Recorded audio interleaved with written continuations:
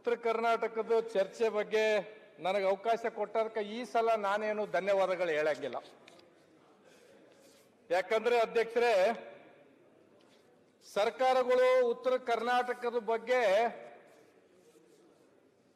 2 ವಾರ ಟೂರಿಂಗ್ ಬಂದಿರತಕ್ಕಂಥ ಕೆಲಸ ನಾಳೆ ಗುರುವಾರ ಮುಕ್ತಾಯ ಆಗ್ತದೆ. ಅಧ್ಯಕ್ಷರೇ, ಪ್ರತಿ ವರ್ಷ 20ರಿಂದ 25 ಕೋಟಿ ಖರ್ಚು ವೆಚ್ಚ ಅಂತ ತಿಳ್ಕೊಂಡು ಪೇಪರ್ದಲ್ಲಿ ಕೊಡ್ತಾರೆ. ಅಧ್ಯಕ್ಷರೇ, ಕಳೆದ ಸಲ ಮೊದಲನೇ ಬಾರಿಗೆ ಶಾಸಕನಾಗಿ ಆಯ್ಕೆ ಆಗಿ ಬಂದಾಗ ತಾವು ಅವಕಾಶ ಮಾಡಿಕೊಟ್ರಿ. ಅಧ್ಯಕ್ಷರೇ, ನಾನು ಅನೇಕ ವಿಷಯಗಳನ್ನ ಉತ್ತರ ಕರ್ನಾಟಕದ ಬಗ್ಗೆ ಚರ್ಚೆ ಮಾಡಿದೆ. ಚರ್ಚೆ ಮಾಡಿದ ಮೇಲೆ ಟಿವಿ ಮಾಧ್ಯಮದವರು ಸೋಷಿಯಲ್ ಮೀಡಿಯಾ ದೃಷ್ಟಿ ಎನಿಸಿದಾಗ ಶರಣಗೌಡ ಭಾರಿ ಮಾತಾಡಿದಂತ ತಿಳ್ಕೊಂಡು ಒಂದು ದಿನ ಅಡ್ವರ್ಟೈಸ್ ತಗೊಂಡೆ. ಅಧ್ಯಕ್ಷರೇ, ಆದ್ರೆ ಇವತ್ತಿಗೂ ಅದಕ್ಕೆ ಯಾವುದೂ ಪರಿಹಾರ ಸಿಕ್ಕಿಲ್ಲ. ಅಧ್ಯಕ್ಷರೇ, ಹಾಗಾಗಿ ನಿಮ್ಗ ಧನ್ಯವಾದಗಳನ್ನ ಹೇಳಲ್ಲ. ಅಧ್ಯಕ್ಷರೇ, ನಮ್ಮ ಪರಿಸ್ಥಿತಿ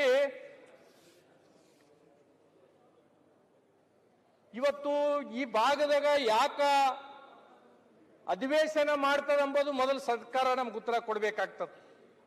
ಈ ಮೂಗಿಗೆ ತುಪ್ಪ ಹಚ್ಚಿ ಅನ್ಪತ್ತ ನಾಲಿಗಳಿಂದ ಹತ್ತಂಗಿಲ್ಲ. ಅಧ್ಯಕ್ಷರೇ, ಈ ಕೆಲಸನ ಏನ್ಪತ್ತಂದ್ರೆ ಇವತ್ತು ಎಲ್ಲ ಅಧ್ಯಕ್ಷರೇ ದಯಮಾಡಿ ಅಧ್ಯಕ್ಷರೇ ಸಬ್ಜೆಕ್ಟೇ ಮಾತಾಡ್ತೀನಿ. ಇವತ್ತು ಸರ್ಕಾರಕ್ಕೆ ಅನುದಾನ ಕೇಳಂಗಿಲ್ಲ, ನಮ್ ಜಿಲ್ಲೆಗೆ ಅನುದಾನ ಕೇಳಂಗಿಲ್ಲ, ನನ್ನ ಕ್ಷೇತ್ರಕ್ಕೆ ಅನುದಾನ ಕೇಳಂಗಿಲ್ಲ. ನನ್ನ ಭಾಗದಾಗ ಇರ್ತಕ್ಕಂಥ ಪರಿಸ್ಥಿತಿಗಳನ್ನ ಮಾತ್ರ ಹೇಳ್ತೀನಿ.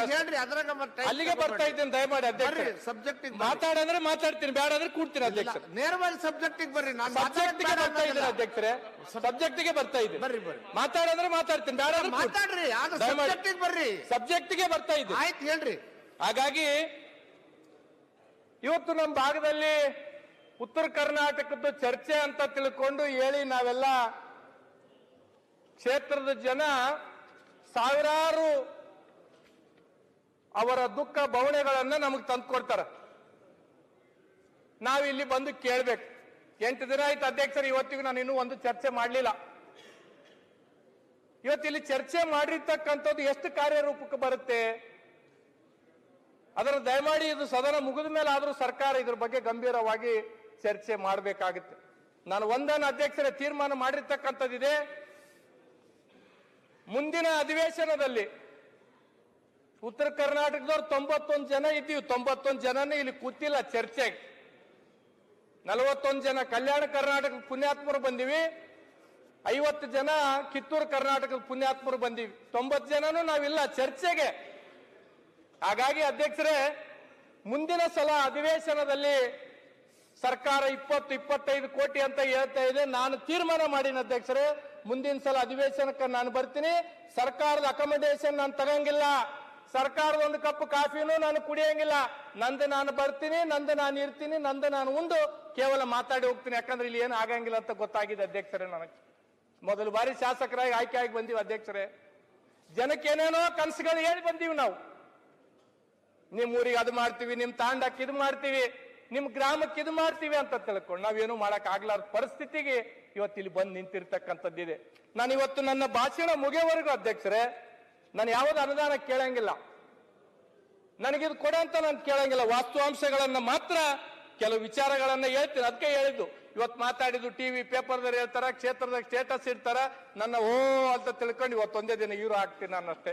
ಮತ್ತು 1 ವರ್ಷ ಆದ್ಮೇಲೆ ಇವತ್ತು ಬೆಳಿಗ್ಗೆ ಬರುವಾಗ ಏರ್ಪೋರ್ಟ್ನಾಗ ಒಬ್ಬ IAS ಅಧಿಕಾರಿ ಹೆಸರು ಹೇಳದ್ ಬೇಡ ಅಧ್ಯಕ್ಷರೇ.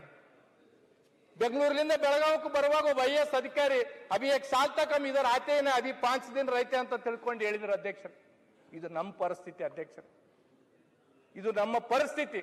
ಬೆಳಿಗ್ಗೆ ನಾನು ಎನ್ಪತ್ತಂದ್ರೆ ಆ ಫ್ಲೈಟ್ನಾಗ ಬರುವಾಗ ಎನ್ಪತ್ತಂದ್ರೆ ಕಣ್ಣೀರು ಇಡೋದು ಒಂದೇ ಇತ್ತು. ನನ್ನ ಪಕ್ಕದಾಗ ಅನೇಕ ಸಚಿವರು ಶಾಸಕರು ಕೂತಿದ್ರು.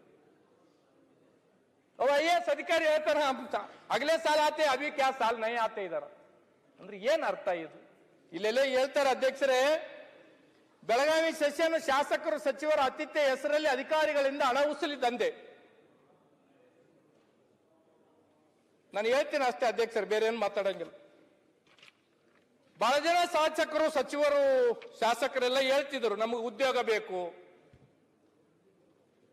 ನನಗಿಲ್ಲೊಬ್ರು ಮಂಗಳೂರಿನ ಒಬ್ಬ ಶಾಸಕರು ಸ್ನೇಹಿತ ಮಿತ್ರರು ಹೇಳಿದ್ರು, ಶರಣಗೌಡ ನಿಂಬಲ್ಲಿಂದ ಎಷ್ಟೋ ಜನ ಶಾಸಕರು ಸಚಿವರು ಮಂತ್ರಿಗಳಾಗಿ ನಿಮ್ಮ ಕ್ಷೇತ್ರದಿಂದ ಡೆಲ್ಲಿ ತನ ಓದೋರು ಅಂತ ಬರ್ತಾರೆ, ಬೇರೆ ಬೇರೆ ರಾಜ್ಯದಾಗ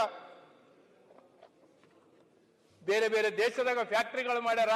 ಅದಕ್ಕೆ ನೀವು ಹಿಂದುಳಿದ್ರು ನಿಮ್ ಭಾಗದಾಗಿರ್ತಕ್ಕಂಥ ಶ್ರೀಮಂತರು ಸಚಿವರು ಶಾಸಕರು ನೀವೇ ಹೇಳಿ ಕೈಗಾರಿಕೆಗಳು ಮಾಡ್ಕೊಂಡ್ರೆ ನಂಬಲ್ಲಿ ಯಾರು ನೀವು ದುಡಿಯೋದು ಬರೋದು ಬೇಕಾಗಿಲ್ಲ ಅಂತ ಹೇಳಿದ್ರು. ಸತ್ಯವಾದ ಮಾತು ಅಧ್ಯಕ್ಷರೇ ಇದು.